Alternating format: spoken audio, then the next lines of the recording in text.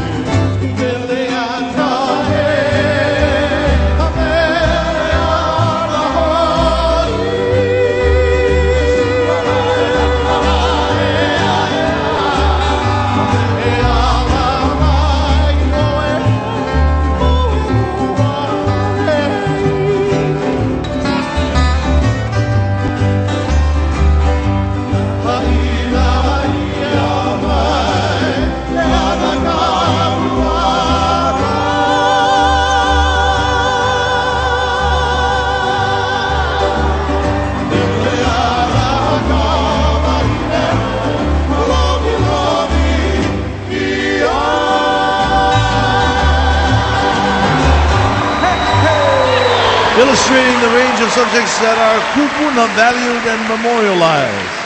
Halau ke ali kumakani.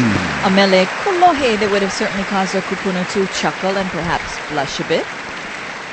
A lively dance. 20 women shared their grace and love for the hula as their kumu vocalized the song.